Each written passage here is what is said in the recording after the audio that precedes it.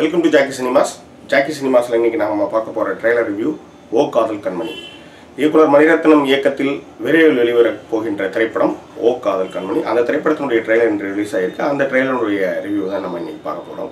2000 ஆண்டில் மணிரத்னம், பி.சி. ஸ்ரீராம், ஏ.ஆர். ரஹ்மான் கூட்டணி இணைந்து அலைபாயுதை திரைப்படத்தை எடுத்து மிகப்பெரிய வெற்றியை வந்து தமிழகத்தில் பெற்றாங்க. அதே மாதிரி அதே கூட்டணி 14 வருடங்களுக்கு பிறகு திரும்பவும் ஓ காதல் கண்மணி திரைப்படத்தின் மூலமாக இணைந்து அடுத்த மாதத்தில் வந்து அந்த படத்தை வந்து ரிலீஸ் பண்ண போகிறாங்க. அதனாலே இந்த படத்துக்கான எதிர்பார்ப்பு வந்து மிக அதிகமாகவே இருக்கின்றது.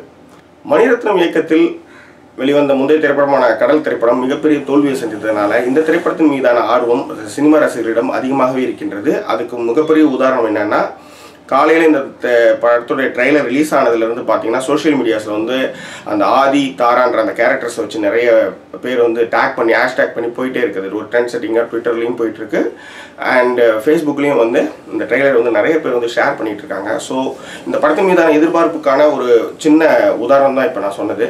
பொதுவாக ரசிகர்கள் வந்து மணிரத்னத்தின் மீது வைக்கக்கூடிய குற்றச்சாட்டு என்னென்னா, முன்னாடியெல்லாம் ஒழுங்காக படம் எடுத்துகிட்டு இருந்தார். எப்போ வந்து ரோஜாவும் பம்பாயும் வடநாட்டில் வந்து ஹிட் ஆச்சோ அதுலேருந்து அவர் வந்து ஆற்றுல ஒரு கால் சேத்துல ஒரு கால் 2 சைடு, அதாவது நார்த் அண்ட் சவுத் ரெண்டுக்குமே படம் எடுக்கிறேன்ட்டு யாரையுமே சாட்டிஸ்ஃபேக்ஷன் பண்ணாமல் அவர் விட்டுட்டாரு அப்படின்ற ஒரு குற்றச்சாட்டு அவர் மீது இருந்தாலும் கூட என்னை பொறுத்தவரை அவருடைய குரு திரைப்படம் வந்து ரசிக்கக்கூடிய படமாக இருந்ததுன்னு நான் சொல்லுவேன். ரொம்ப ரொம்ப அற்புதமான பட வரிசையில் வந்து குருவுக்கு இடம் இருக்குது.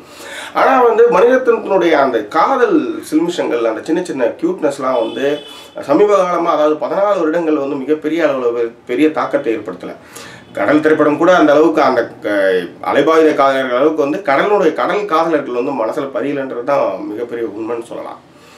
ஆனால் ஆயுத எழுத்து படத்தில் வந்து சித்தார்த்துக்கும் த்ரிஷாவுக்குமான அந்த லவ் இன்டிமசி இருக்குது பாருங்கள், அது ரொம்ப ரொம்ப க்யூட்டாக இருந்தது. நடுவில், அதாவது இந்த 14 வருடங்கள் நடுவில் பார்த்தீங்கன்னா அவர் வந்து ரொம்ப அவர் காதல் போர்ஷன்ஸ்லாம் ரொம்ப நல்லா பண்ணுவார். அந்த மேக்கிங்கில் வந்து எனக்கு வந்து ஆயுத எழுத்து திரைப்படத்தில் சித்தார்த் அண்ட் த்ரிஷா போர்ஷன் வந்து நான் குறிப்பிட்டு சொல்லலாம். ஓ காதல் கண்மணி திரைப்படத்தினுடைய ட்ரெய்லர் ரிவ்யூ இப்போ பார்த்துடலாம். ட்ரெய்லர் வந்து செம்ம யூத்ஃபுல்லாக இருக்குது, ரொம்ப ஃப்ரெஷ்ஷாக இருக்குது. அதுக்கு காரணம் அவங்க ஜாம்பவாங்க 2 பேர் 3 பேருமே திரும்பவும் இணைஞ்சிருக்காங்கன்றதுக்கு ஒரு காரணமாக இருக்கலாம். ஒன்று, ஃபஸ்ட் எடுத்ததுமே ரயில்வே ஸ்டேஷனில் தான் பார்க்குறாரு துல்கர் சல்மான் அண்ட் நித்யா மேனன். உஸ்தாத் ஹோட்டலுக்கு பிறகு இந்த 2 ஜோடியும் வந்து சவுத்துக்கு போட்டிருக்காரு. நார்த்துக்கு வந்து சாட்டிஸ்ஃபேக்ஷன் பண்ணுறதுக்கு கதைக்களம் வந்து மகாராஷ்டிரா, அதாவது மும்பை. ஃபஸ்ட் எடுத்துமே வந்து மும்பையோட ஒரு கட்டடம் காமிக்கிறாங்க. அது வந்து ரயில்வே ஸ்டேஷனாக இருக்கலாம், அது ஹோட்டலாக இருக்கலாம். நான் மும்பை போனதில்லை, சும்மா குன்சா ஏதாவது அடிச்சு விட்ற முடியாது இல்லையா.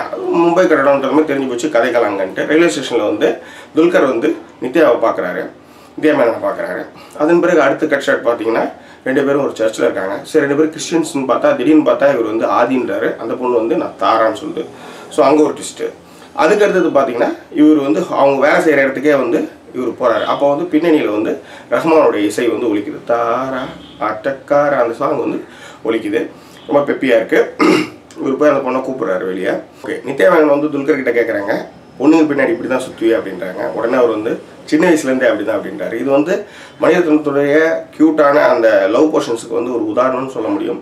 ஸோ இந்த மாதிரி வந்து சின்ன சின்ன விஷயங்கள் வந்து ரொம்ப ரசனையாக செய்கிறதுல வந்து அவர் வந்து வல்லவர் அவர். அதுக்கப்புறம் வந்து இவங்க வந்து லவ் போர்ஷன் டெவலப் ஆகுது. அவங்க வந்து ஃபுல்லாக எல்லா இடத்தையும் சுற்றுறாங்க. அது மகாராஷ்டிராவில் ட்ரெயின், அதே மாதிரி இந்த ஹோலி பண்டிகை, இந்த மாதிரி விஷயங்கள்லாம் ட்ராவல் ஆகுது. அதுக்கடுத்தது வந்து நான் கல்யாணம் செஞ்சுக்கிறது வந்து விருப்பம் இல்லைன்னு துல்கர் சொல்கிறாரு. அது வந்து அப்போ ஒன்லி கேர்ள் ஃப்ரெண்ட்ஸான்ட்டு நித்யா சொல்கிறாங்க.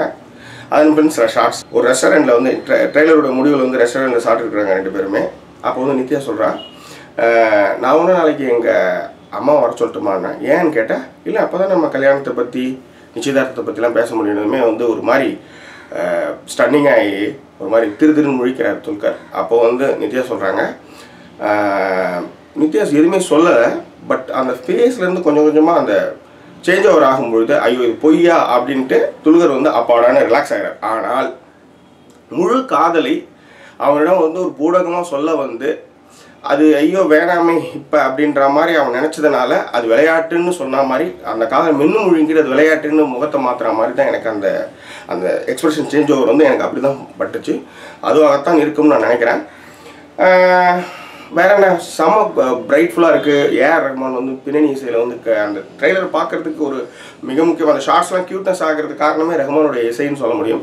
அதை விட இன்னொன்று மணிரத்னமும் பிசிக்கும் வந்து ஒரு அவங்க 2 பேர் பேர் என்னென்னா அவங்க வந்து ரயில்லாம் ரொம்ப பிடிக்கும். அதனால் எந்த படத்துலையும் ரயில் தான். அதே மாதிரி ஒரு காதலை வந்து மணிரத்னம் படத்தில் ஏதாவது சொல்லி ரொம்ப மகிழ்ச்சியாக இருந்தாங்கன்னா பைக் எடுத்துன்னு கடலில் வந்து ஓரத்தமாக போவாங்க. மணிரத்னம் மாதவன்லேருந்து சரி சித்தார்த்துலேருந்து சரி எல்லாம் அந்த கடற்பக்கற பக்கம் வந்து தண்ணியில் வந்து வண்டி போகிற மாதிரி ஒரு ஷாட் எடுத்துருவார். அதே மாதிரி போர்வக்குள்ள, அதாவது அலைப்பகுதியில் வந்து மஞ்சள் போர்வக்குள்ளன்னா இதில் வந்து ஒரு ரோஸு. ஸோ இந்த மாதிரி வந்து கிளிஷே மாதிரியான காட்சிகள், அதாவது எடுத்த காட்சிகள் மாதிரியாகவே ஒரு நினைவுபடுத்தினாலும் கூட மணிரத்னம் படங்கள் இன்றைக்குமே விஷுவல் ட்ரீட்டில் அடிச்சுக்கிறதுக்கு வந்து ஆளே கிடையாது சொல்ல முடியும். மும்பைனாலே அவர் வந்து கேட்வே ஆஃப் இந்தியா வந்து விட்டு விட மாட்டார். அதில் எப்படி இருந்தாலும் ஒரு ஷாட் வச்சுருவார். அது நாயகனாக இருக்கட்டும், நாயகன், பம்பாய், அதுக்கப்புறம் கண்மணிலையும் அந்த பிரம்மாண்ட கட்டடங்கள்னால் வந்து மணிக்கு வந்து ரொம்ப பிடிக்கும். அதே மாதிரி பி.சி. ஸ்ரீராம் மணிக்கும் பிரம்மாண்ட கட்டடங்கள் மீது வந்து ஒரு மிகப்பெரிய ஒரு ஆர்வம் வந்து அவங்க 2 பேருக்குமே இருக்கும். ஸோ இந்த படத்தும் அது வந்து விதிவிலக்கல்ல. இன்னொன்று, இவங்க நாயகன் டைம் சரி, அதுக்கப்புறம் வந்து பம்பாயும் சரி, அதுக்கப்புறம் வந்து இப்போ வந்து மணிரத்னத்தினுடைய விஷுவல்ஸுக்கு வந்து பம்பாயில் வந்து புது விஷயம் என்னென்னா அந்த பிரிட்ஜ், கடல் மேலே கட்டிருக்கிற ஒரு புது பிரிட்ஜ் தான். அதை இவங்க எந்த அளவுக்கு இந்த படத்தில் வந்து அவங்க ப்ரெசென்ட் பண்ண போகிறாங்கன்னு தெரியல. எனிவே மணிரத்னத்துக்கு வந்து ஒரு மிகப்பெரிய வெற்றி, உடனடி வெற்றி தேவையாக இருக்கின்றது. தன்னை நிரூபிக்க இந்த படத்தில் வந்து முழு மூச்சாக கிளம்பியிருக்கின்றார் தன்னுடைய பழைய சகாக்களோடு. மீண்டும் ஒரு மிகப்பெரிய வெற்றியை இந்த திரைப்படம் அவருக்கு கொடுக்கும் என்று ஜாக்கி சினிமா சார்பாக அவர்களுடைய வாழ்த்துக்களை தெரிவித்துக் கொண்டு, ஏப்ரலில் இந்த திரைப்படம் என்றைக்கு ரிலீஸ் ஆகின்றது என்று காத்திருப்போம். மீண்டும் வேறொரு திரைப்படத்தினுடைய விமர்சனத்தோடு உங்களை நான் சந்திக்கிறேன். அதுவரை இந்த தளம் பிடித்திருந்தால் நண்பர்களிடம் ஷேர் செய்யுங்கள், சப்ஸ்கிரைப் பண்ணுங்கள். மீண்டும் உங்களிடம் நன்றி கூறி விடைபெறுவது உங்கள் ஜாக்கி சேகர். நன்றி, வணக்கம்.